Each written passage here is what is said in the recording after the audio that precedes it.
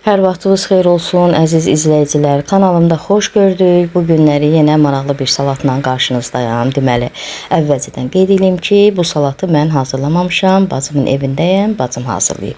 Mən də qərar verdim ki, çəkiliş edib sizlərlə bölüşüm.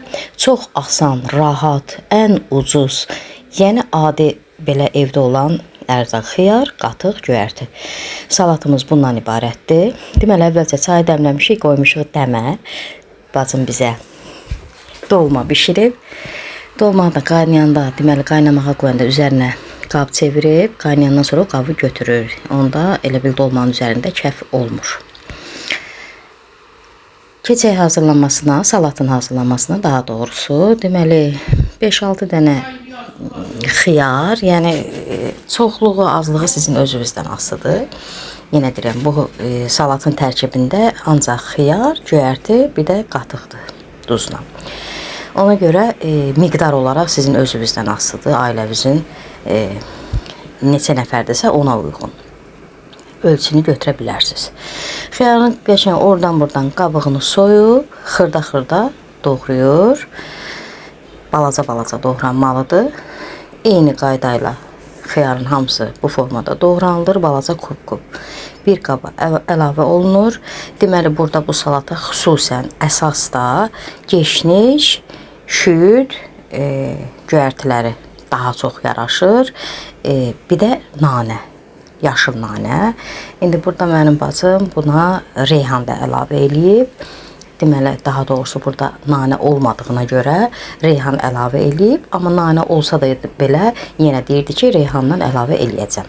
Bütün göyərtiləri xırda-xırda doğrayıb əlavə elədi xiyarın üzərinə və damaq dadına görə duz əlavə elədi. Daha sonra qatığı üzərindən əlavə elədi bu doğramış ərzaqların üzərinə. Qarışdırdı və burada hiss olunur ki, məsəl üçün biraz da qatıq əlavə eləmək olar. Yəni qatığı az olmasın. İkinci qabdakı qatıq, ikinci qabdakı qatıq da balacadır. Elə bil ki, toplamda 1 litr bankadakı qatıq getdi də, belə hesab eləyək. Qarışdırdı. Burada da qəşəng dadına baxıram. Çox gözəl, əla, əsl yay salatı, belə sərinləndirici salat. Burada bu bir bacım yenə də əla işarəsini, dadlı olma işarəsini göstərir. Əla işarəsini də mən özüm göstərirəm. Çox super dadı var, əladır. Yəni çətin də deyir. Ərzağı da çox azdır da, yəni hamının evində olan bir şeydir. Süfrəyə verilir burada. Gördüyünüz kimi, yəni bu salat olduğuna görə bu süfrədə da pomidor, xiyar doğramışı, göyərti və yaxud qarpız yemişə ehtiyac qalmır. Əla dadlı salat alındı əziz xanımlar. Bilirəm, çox asandır. Yəni ola bilər ki, kimsə bu salatdan istifadə eləməyib, yəni hazırlamayıb, bilmir. Göstərdim ki, yəni bu cür salatı da eləyib süfrəyə vermək olar. Xüsusən də yarpaq dolmasının yanında çox gözəl salatdır bu. İnşallah ki, bəyəndiniz. Sağ olun, sağlıqla qalın.